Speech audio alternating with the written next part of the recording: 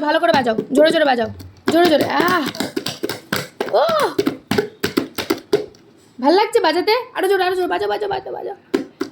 ওহো top top top. বল কি করছিস? ফোন দেখছিস তো? ভালো আছিস তো?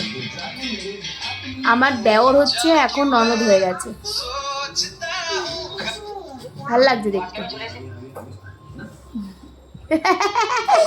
হ্যালো ফ্রেন্ড, আমার নতুন আর একটা ব্লগ তোমাদের ওয়েলকাম জানিয়ে শুরু করছি। এই ব্লগটা ছিল কিন্তু জন্মাষ্টমীর সময়, তো আমার এডিট করতে একটু দেরি হয়ে গেল। সেদিন কী করেছিল তোমাদের ছোটো ছোটো ক্লিপ দিয়েছি, আর পুরোটা তোমাদেরকে আমি এখন শেয়ার করছি। তো তোমরা কিন্তু ঝটপট দেখবে, লাইক কমেন্ট শেয়ার করবে। দেখতেই তো পেলে সেদিন ছিল বাড়িতে প্রচুর লোক ছিল। সবাই হচ্ছে আমার বরের বাড়ির লোক, মানে বরের মাসি, বরের মামা, মানে আমার মাসি শাশুড়ি, মামা শ্বশুরের বাড়ির লোক। এখানে দুপুরবেলা যেহেতু রাত্রেবেলা এখানেই খাওয়া দাওয়া, এখানে অনেক লোকজন ছিল বলে তো আমরা দুপুরবেলাও এখানেই এসে খাওয়া দাওয়া করলাম।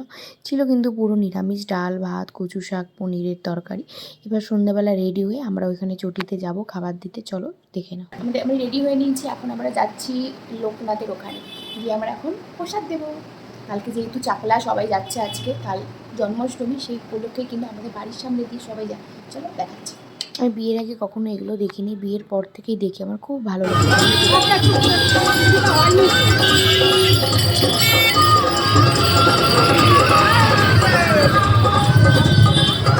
এখানে সবাই কত দূর থেকে লোক যায়, তাদেরকে প্রসাদ বিতরণ করতে পারলে সত্যিই আমার মনে হয় এটা জিনিসটা ভালো। তো এটা আমরা প্রতি বছরই করে থাকি, প্রতি বছরই আমি দেখছি বিয়ের পর থেকে এখানে সবাই, আমিও দিচ্ছিলাম আর এখানে একটু ভিডিও করে নিচ্ছিলাম। ভিডিও তো না করলে তোমাদের সাথে শেয়ার করবো কি করে বল, সেটা তো করতেই হবে।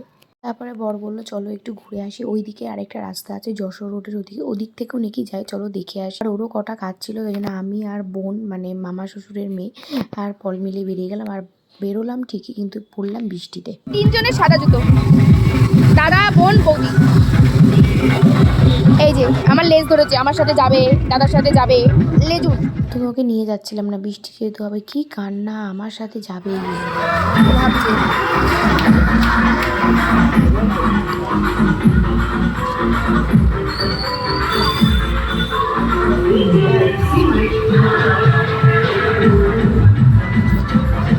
কমছিল না, অনেকক্ষণ ধরে দাঁড়িয়েছিলাম, তাই জন্য একটা চায়ের দোকান পেয়ে একটু চা খেয়ে নিলাম, কারণ এতক্ষণ ধরে দাঁড়িয়ে আছি, ভালোও লাগছিল না দাঁড়িয়ে থাকতে। তো চা খাওয়া হয়ে গেছে, তারপর আমরা বেরিয়ে পড়েছিলাম। আমরা অনেক দূর গিয়েছিলাম সেদিন। আর তোমাদের তো আগেও বলেছি আমার কিন্তু এরকম রাস্তা দিয়ে লং ড্রাইভ যেতে খুব ভালো লাগে। আর আমরা যেখানে গিয়েছিলাম সেখানে গিয়ে একটা ডগির সাথে আলাপ হয়েছিল, তো ওর সাথেও একটু করে নিচ্ছিলাম। আর ও খুব ভয় পাচ্ছিল বলে আমি আরও কিছু বললাম না। আর এখানে দেখো গাছের মধ্যে কত বড় বড় শামুক উঠে আছে, এখন এই প্রাকৃতিক জিনিসগুলো দেখা যায় না, আমার তো খুব ভালো লাগে। আর এখানেই একমাত্র এখনও 10 টাকায় 10টা ফুচকা দেয়। আমি এটা খাওয়ার জন্যই স্পেশালি আরও গেছিলাম, 10 টাকায় 10টা ফুচকা। কি ভালো না, আমাদের ওখানে তো দেয়ই না। এরকম ব্যাপার না 10 টাকায় 10টা ফুচকা বলে সেটা খারাপ খেতে, খারাপ রেট নো ডাউট, খুব ভালো খেতে। আর দেখো আমাদের 10 টাকায় কত শুকনো ফুচকা দিয়েছে। তারপরে বেরিয়ে গেলাম, এবার বাড়ি চলে আসবো আমরা। আর তারপরও দেখছো তো রাস্তায় কত জ্যাম রয়েছে, কারণ রাত বাড়ছে আর জ্যামগুলোও বাড়ছে।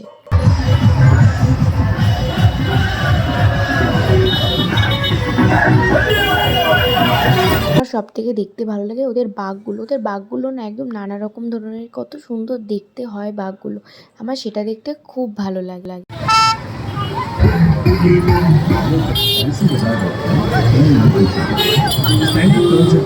আমরা প্রায় চলেই এসেছি চাপাটালি মোড়ে, এই জ্যামটা বলো। আর যেহেতু একটু একটু বৃষ্টি হচ্ছিলো, আমরা ভিজে ওকে কী করলাম, মাথায় একটা প্লাস্টিক পরে দিলাম।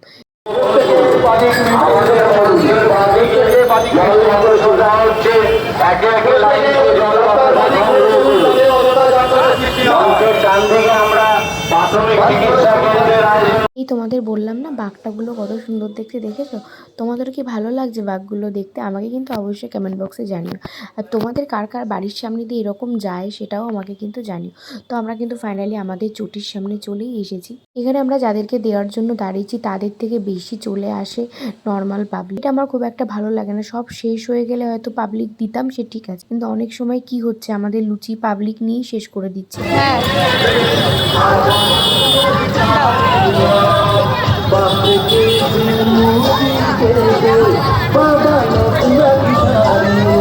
অনেকই রাত হয়ে গেছে, এবারে কাজকর্ম করে এই জন্য জিনিসগুলো ঢোকাতে হবে, তো সেগুলো হেল্প করব। তারপর আর ভিডিওটা করা সম্ভব হয়নি। তো এই ছিল আমার ভিডিও। ভালো লাগলে অবশ্যই লাইক কমেন্ট শেয়ার করো। চলো টাটা, বাই বাই।